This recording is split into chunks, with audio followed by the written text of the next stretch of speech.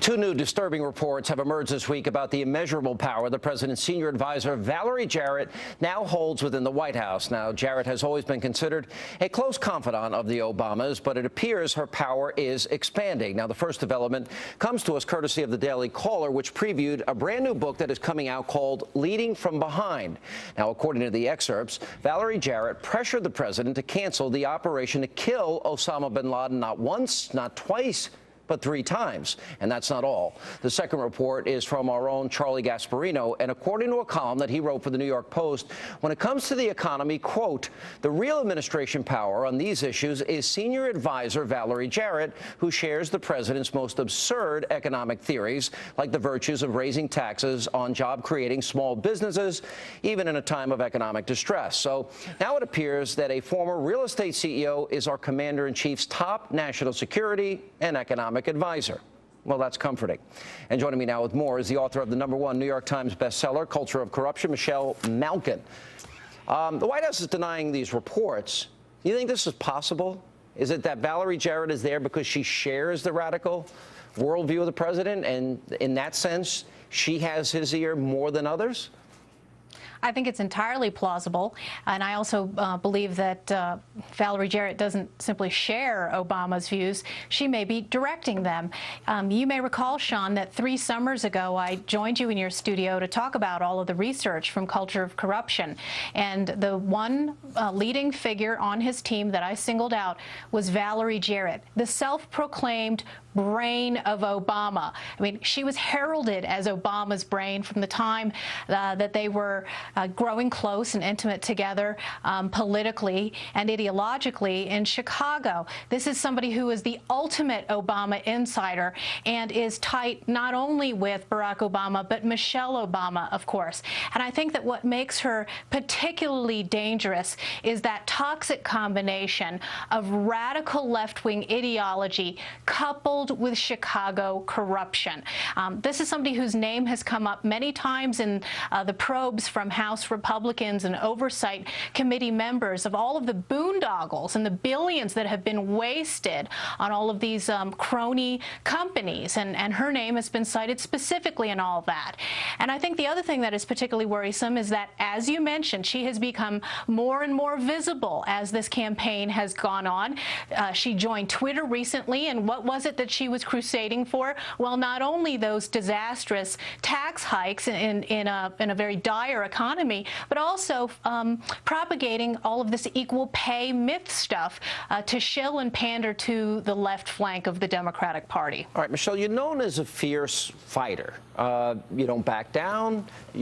Well, you are. A little old you, I know. Yeah. You're known as a fierce fighter.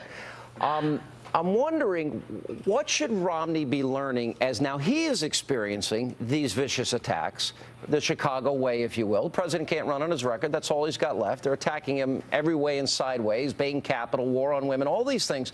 If you had Governor Romney's ear, being the fighter that you are, what would you tell him? Well, I think that in some ways he's listening, and we've talked about this in the past months about how he needs to drop the whole Obama is a nice guy act. And guess what? He did. There was a very encouraging report just in the last 2 weeks reporting that some of his top staff have dropped that whole pretense, and he needs to get tough. Now, he needs to get tough not only with Team Obama and the likes of Valerie Jarrett and David Axelrod, but also with all of the lapdoggies in the media that are doing their best to tear, those lapdoggies who are doing their best to tear this man down and to do exactly what the White House has done over the last 4 years, which is to foist false narrative after false narrative on the American public. And now that it has come to hurt and to damage and to really face Romney directly, I think he finally gets it, that the myths have to come off. One of the things you've done is you've chronicled the culture of corruption, the title of your #1 best-selling book. It's done well for years, and there's a new ad out that is slamming the Obama White House for going off-site to meet with lobbyists. The most transparent administration. They thought they were getting clever, so they'd meet the lobbyists off-site because he said there'd be no lobbyists in his White House. So they meet him at a coffee shop, at a hotel. Tell me what you think of this ad. We have put in place the toughest ethics laws and toughest transparency rules of any administration in history. A lot of the members of the administration were meeting with lobbyists at Caribou Coffee and at other places, and at these places, they don't have to disclose on the White House visitor logs.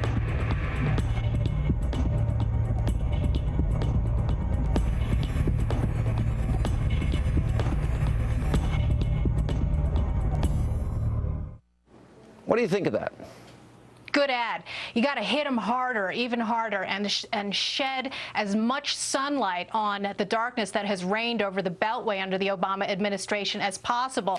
And you've got to nail them on the hypocrisy. This coffee house loophole, which is what I called it when it first surfaced a couple of years ago, is just the tip of the iceberg. The evasion, the intentional obstructionism and lack of disclosure, and the specifically to hide how much the Obama administration has been in bed with all of the same corporate interests that they turn around in front of the cameras and trash. All of this hand-holding of these corporate interests, in particular, that Valerie Jarrett herself has had a hand in. And I think looking at those White House visitor logs and all of the kabuki theater around Obama patting himself on the back and practically breaking his arm doing so to try and create, again, a false narrative that somehow we have the most disclosure ever, when it's Alice in Wonderland, it's Bizarro Land, it's the exact opposite. All right, little old you. Michelle Malkin, Yeah. All right, thanks for being with us. And plenty more to come.